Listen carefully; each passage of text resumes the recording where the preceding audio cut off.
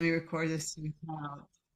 And so I'm going to now pull my slides up so we can talk about what does it mean to be a generative leader and how is that different from what we are typically uh, thinking about what leadership is. Okay. Our program is based on three pillars. Shocking. Okay. Three pillars that talk about what is the identity I have as a leader? How do I see the entire system? And how does that lead to collective impact? And those are questions that are usually not asked in leadership programs. In fact, when we are talking in our own leader development pieces of the Senior Registered Professional Coach program, we talked a lot about Anderson's work on scaling leadership and the difference between a reactive leader and a creative leader.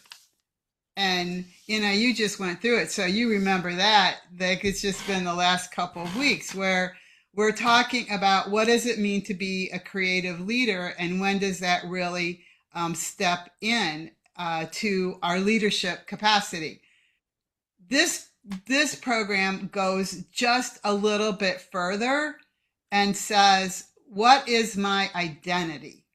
And so we're going a little bit back to what when we're talking about change theory, and we talk about Boyatzis, who says, where do I want to go? Where am I now?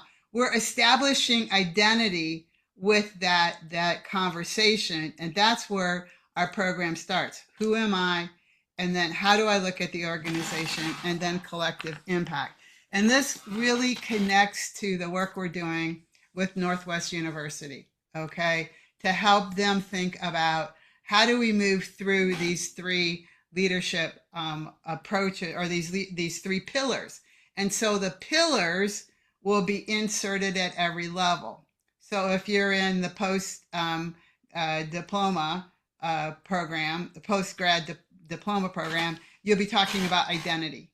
If you're in the MBA program, you'll be talking about how to look at the system. And that when you're in the PhD program, you'll be looking at what is the collective impact that I have on the organization and the people that I work with. So let's start with what differentiates this, okay?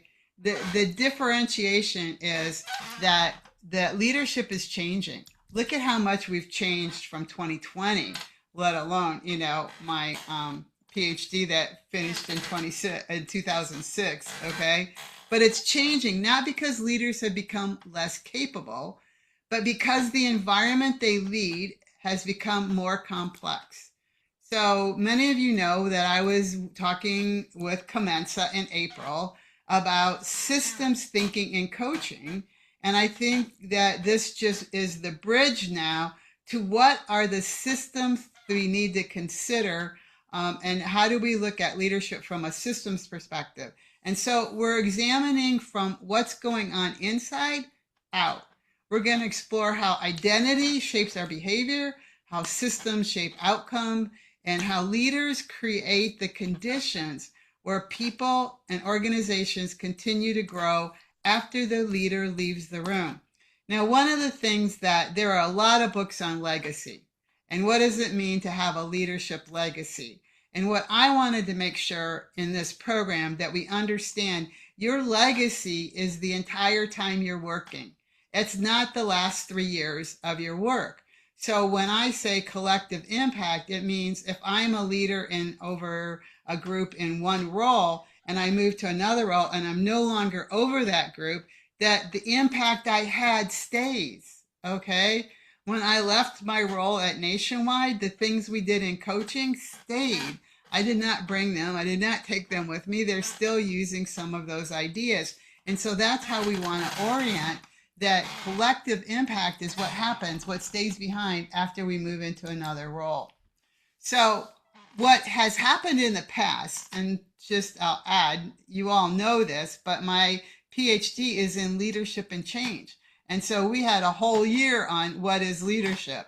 And so that leadership piece was most leadership development changes the leader or changes the system, but it doesn't work together. Rarely do the programs come together. And so, what we're looking at with generative leadership is to develop the leader and the system in concert so they're working together.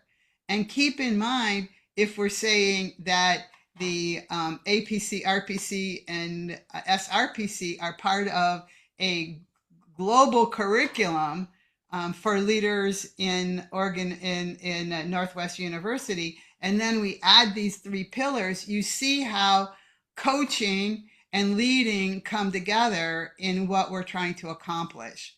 So when we do isolated interventions, they fail because that we're not impacting the whole thing. This comes from Oshri, which is what who I am using for systems thinking, because there's a bottom, a middle, and a top. And how do we integrate all of those loops and the identity work, and how what I do as a leader impacts the bottom and the top, and what the top does impacts the middle and the bottom. And so we have to see this as a system. What I do has impact on the other pieces of the system. Before we lead organizations, before we influence culture, before we develop others, we lead from the accumulated terrain of our own lives. What I say is that leaders lead the way they've been led until they learn differently. So this program is teaching the organizations, the leaders in organizations, to think differently about how they want to establish their own leadership, and especially from that identity perspective.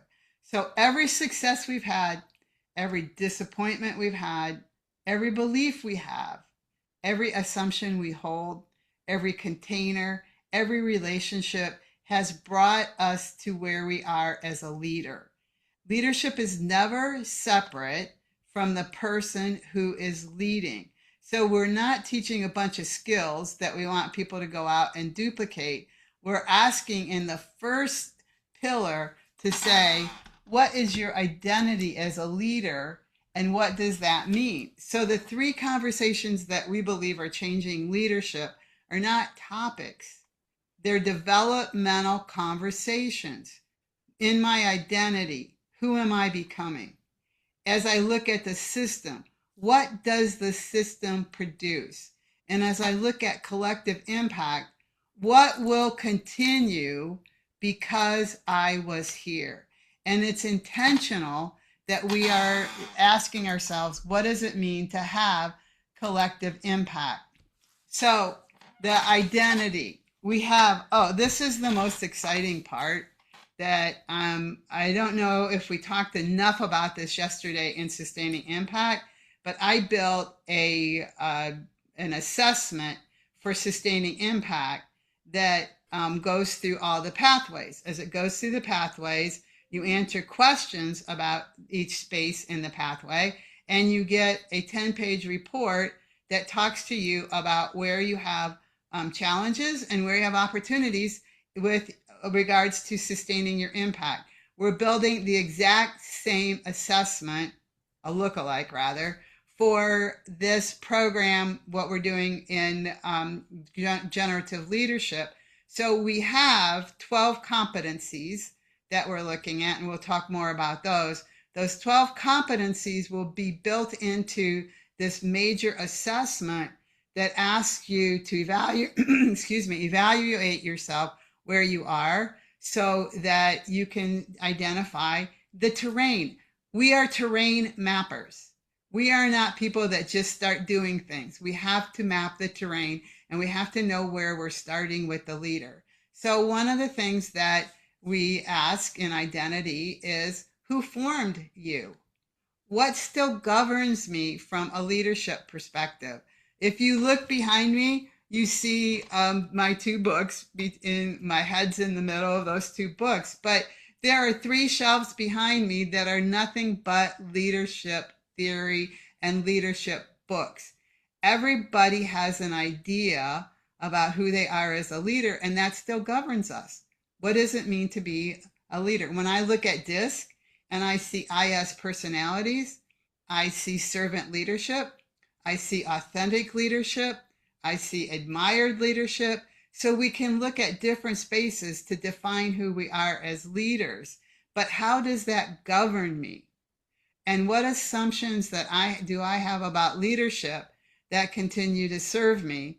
And are there patterns in my identity that I need to let go of in order to be a better leader? Think about those of you that were on the agency call.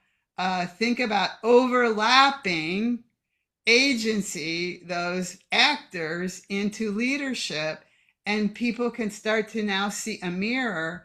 Is that how I want to show up? So identity is really about the mirror that we are looking at in terms of how we are defining our leadership. So what we looked at for the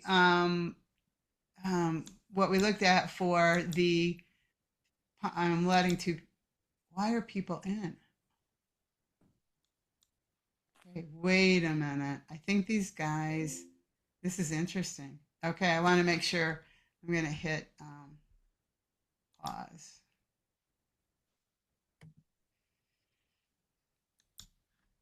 Okay, now I want to talk to these guys. Okay, Candace and Yvonne, you know you've entered the leadership, generative leadership. So these are Cheryl's teachers. Okay, cool. So I have clients by that same name, and that's why I stopped, because I wanted to make sure I'm talking to the right people. Okay, cool. Okay, we're going to resume. So when we ask everybody to answer, who am I as a leader? And remember, I think of this as being teachers as well. We're asking true north clarity. What are the values that I have as a leader that remain stable under pressure? You know, the biggest test of leadership is who do I become when I'm feeling the pressure? Okay. So first of all, what are my values and how do I help keep them stable? The second question we're asking is, what is my enacted identity? And what I mean by this is we have an identity and that we say we are, and then we have an identity that we act, and those have to be the same. So what is my behavior? How is it in alignment with my values? And what is my enacted identity? Do I act upon what I believe? Do I lose agency because somebody else is entering my space? How do I maintain my identity based on what I say matters to me? And then crucible leadership. And then what is the container for my leadership? When I think of crucible, I think about what's the container I live within as a leader, and how has adversity shaped my leadership, and how will it take me forward into what is that crucible look like for me? What is the container of my leadership, and how do I build it and strengthen it? And then systemic self-awareness. Am I aware of the system? Am I aware of the patterns that protected me but now limit me? And in this space, we might be talking about some agency things, right? What are my own patterns? But in the assessment, it really talks about the awareness of the system. So then we go into the system. I was asked a question at Commensa because I was talking a lot about an organization that we were doing a lot of leader coach work in, and we were doing phenomenal, and we still are, phenomenal work with leader coach. But one of the challenges is we're working in the middle, okay? We're not working at the top. It's filtering down to the bottom, which is really, really cool, but it's not going up to the top because the top is doing other priorities. And so what we have to say is, Does the system support the leader coach program? And how do we engage it so it does support the program? People rarely create organizational culture alone. Systems create what becomes normal, and they teach it. And I think about this, we learned this in sociology when we were in college, okay, about group norms, right? And if there is a rule that you don't bring phones into team meetings, but it starts to drift and a few people bring phones in, then something important happens and they got to check their mail. And all of a sudden, a text comes in, and all of a sudden, what you're experiencing is a shift in the norms. And so, what this is asking is, what are the systems that have become normal that do not support the organization and where the organization wants to go? So that's what this slide talks about. So now we look at the master questions for sight. And the first one is positional intelligence. Am I treating a systemic pattern like it's a personal failure? Okay, so is there a pattern that I'm saying it's a failure, or somehow it is impacting me and it's my personal failure? Is it part of the system? And how do we start to change the system? Am I treating my own experience as the whole truth? Because if you interview tops say this is what's happening, and you interview bottoms and they say this is what's happening, and the gap is huge because they're not talking to each other. And so now system pattern recognition starts asking what's happening with each group. Adaptive capacity is, what is the problem that's being invited for solution? Now we come back into adaptive capacity and we start talking systems too.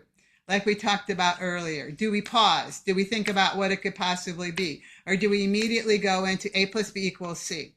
And then the thinking partnership, which is so crucial in the new RPC program, is how do we help people think? And how much of the thinking is my own thinking? And how much thinking am I allowing my team, the organization, to have? So when we talk about system sight, we're talking about what's the system pattern and what needs to happen to make it more efficient, more effective. What is the pattern recognition? Is it simply the experience that's being held at the top? Or is the system pattern recognition crossing all three levels? What is the problem that's invited for a solution that is not systems one thinking? And then how do I create capacity for thinking? And that is what we do so much of when we're coaching, is how do we help people think differently in the organization? So leadership changes when we see patterns instead of events. And this is a challenge because we've all been here. We say we want X to happen, and somebody goes, yes, I'm going to make X happen. And then they don't make X happen. And we go, okay, see, they never were committed to making it happen. But what is really going on is there's a behavior behind the pattern. It's not just this new behavior. It's something behind the pattern that's blocking. So how do we help people uncover and excavate the patterns that are going to help both the leadership change and organizations? We stop fixing the symptoms and we begin to change conditions. Okay, so what we then get into is pillar 3, the generative or collective impact. How much can I do versus what continues because I did? We're looking at, this is like my favorite because this is rarely addressed in leadership programs. Stewardship of power. We were just talking about dominance. We were just talking about gaslighting. We were just talking about provocation. When we talk about agency, we're talking about power. How do we help people stand in their own power? And how do I own my own power and hold on to it like an owner? So the stewardship of power is big in our program. Collective flourishing. How do I help my team flourish? And is it only about performance, or are we talking about well-being and building into it? And then developmental leadership. Where do people have to stretch and grow? What becomes possible for people because of the way I lead? What are the opportunities I give them? How am I helping them? And again, we come back to agency. Agency is becoming part of the ecosystem that we call Global IOC. And what keeps working if I'm not in it? So I'm designing so that other people can continue the work, whether I stay on the team or whether I move to another team. These generative competencies are hard. And I think we talked in another session about how easy it is for me to put these on slides. Okay. And then when we actually think about what we're talking about, what does that mean for the individual and the organization? So, what we have to think about is identity shapes how we behave. Behavior of every person in the system shapes the system, whether they're part of the ecosystem or standing outside the ecosystem. The systems shape the culture, and the culture shapes the future leaders. So, generative leadership understands this entire cycle. And when we think about the three pillars, identity is number one, the systems is number two, the culture is number three, and then the capacity, the generative capacity becomes that fourth area. Oh, you're going to be shocked by this. Okay, so the developmental journey is we are aware of what is true, and that's our identity. We begin to practice differently because we've identified the terrain that needs to change. And alignment is we create those conditions for other people to flourish. So the leadership profile I talked about is a map. The profile highlights where your development is strongest and where your developmental needs might be in the next invitation. What does it look like? How do you want to grow? Where do you want to stretch? So as we wrap up, what conversation about leadership what conversation has leadership been trying to have with you rather? Is it what's your identity as a leader? Where are you in the system? Where are you creating generative or collective impact? My mode right now is how much collective impact can we have as an organization, and how can we help others think about that collective impact as they move forward, both in their careers and as their work. So generative leadership isn't about becoming someone else. It's about becoming more fully yourself and your experiences that have been preparing for you to become that person. The work begins with awareness. It continues through practice. It becomes visible in the lives of people we influence. So right now we have built master classes so that we can look at them. And I think I have the dates wrong. I'm going to have to do something. Because generative is supposed to be the 19th, the 26th, and the 2nd. And then it's the 9th, the 16th, and the 23rd. But more importantly, if you're interested in the generative leadership program, it's available at Global IOC, and you could go into that space and look at what we have available. So I'm going to stop there. We've got people who have been with me. Yeah, there goes Vessel. Talk to me, Terrence. You've done a lot of work in organizations. Talk to me about how this lands for you. Yeah, no, in fact, what's interesting, I know probably then you use a different word or term when you talk about collectivism, which is what I've always believed in all the different leadership roles I've fulfilled over many years. I even call it collective wisdom. And I find that people warm up to the idea because everyone feels they've got something that they can contribute. And I think I've learned from early days as a leader to basically lead by showing, not only by telling, but by involving, but also paying attention. Whoever says something, you need to be present. You need to be there. They need to feel they're being listened to. But when they know that they have a role to play, they can contribute, and there's a learned experience that they have that they can bring into the team. It's just amazing the power of it, that I've always called collective wisdom. So, Yeah. so I think for me, this resonates actually so well with me, and I've actually seen it work.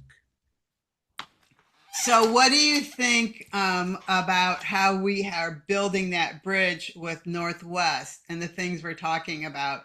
And do you see the connection that it's not just the generative leadership track that we're building for others from a masterclass, and this will eventually turn into a book, but how it fits in with our leader coach program?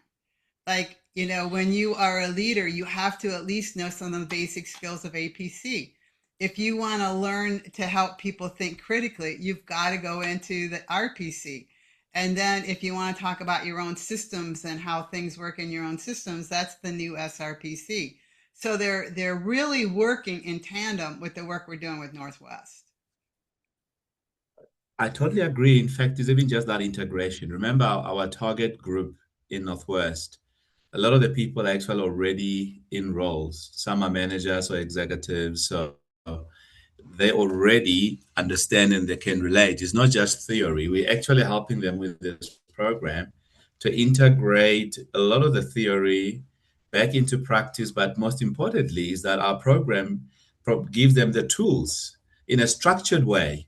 Because a lot of people already do some of these things, but in bits and pieces. So the different programs that we offer them help them to actually bring it together and actually then make even better sense of it and have access to tools that actually help them to create more structure so that they're able to basically transfer back in the workplace where the environments where they come from.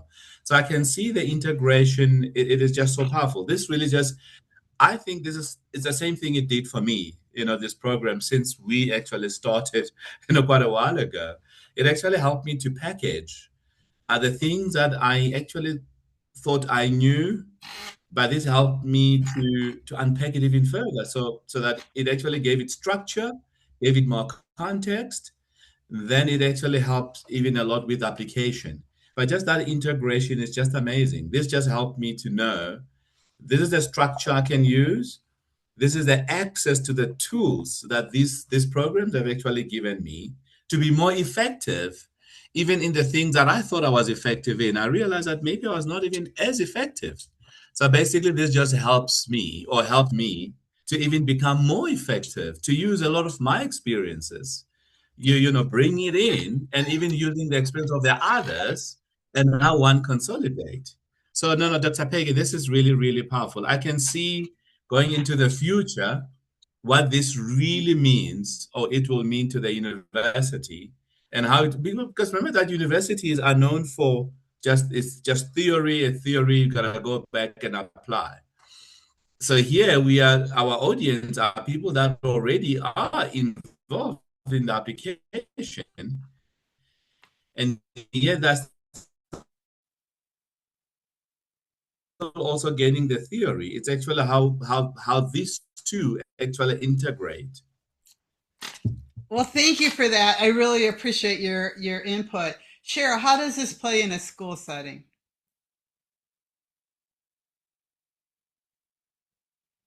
You're on mute.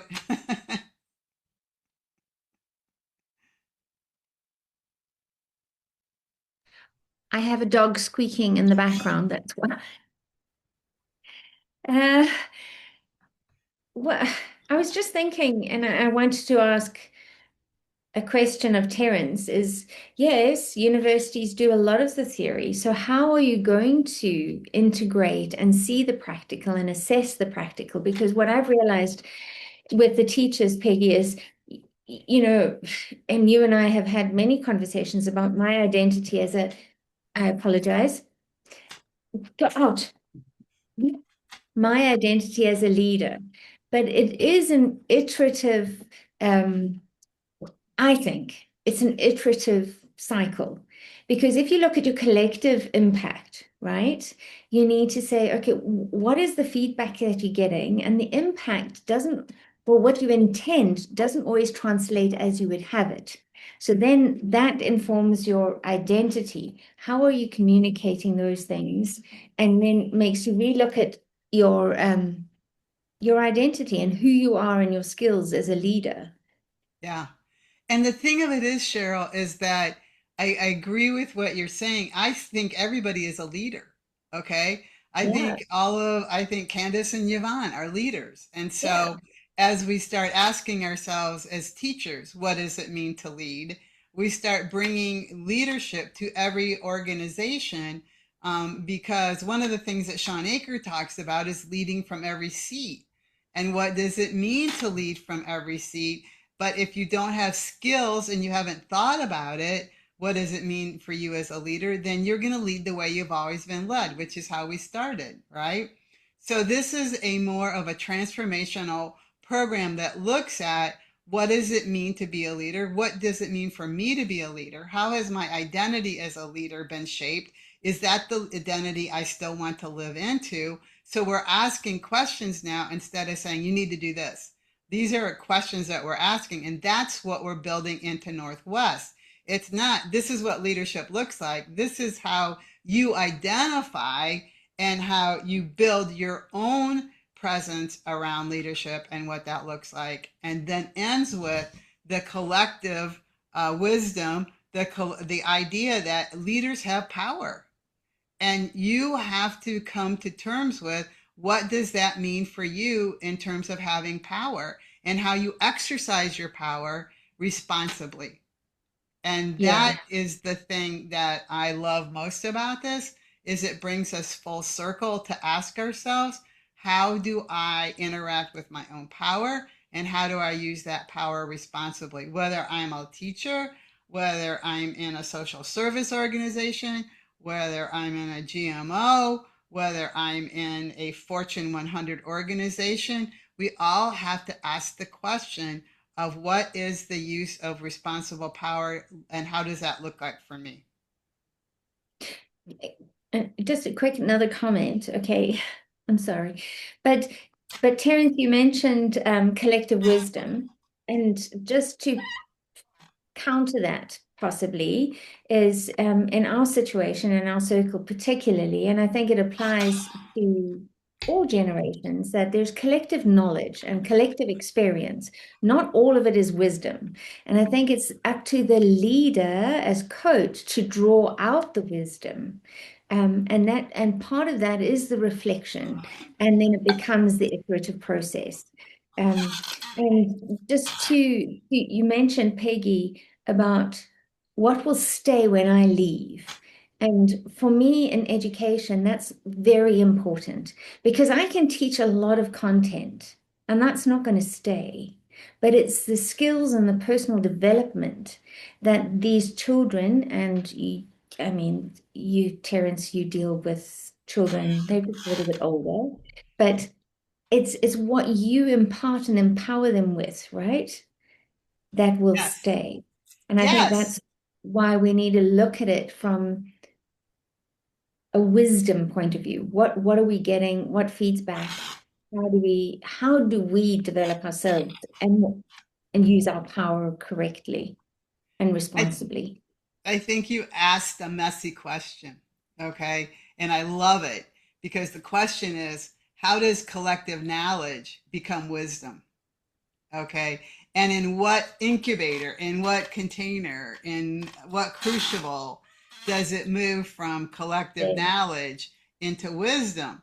And that comes from asking the question of, does this knowledge now serve us? Or is it something that we need to evolve so it does become wisdom? And so I think that was excellent addition. I'm stealing it, both of you, just so you know. It was really good. Because we have collective knowledge as an organization, but do we have collective wisdom and how do we bring that about? So I know that I'm the only person standing between you and dinner. Okay. And so I'm going to close the call unless Ina, do you have a question? Yvonne, do you have a question? Does anybody want to ask a question? And if you do, Cheryl's going to get mad, but you can ask a question. Ina, do you have a comment that you want to make? No, it's just interesting again, because mentioning how we use our power.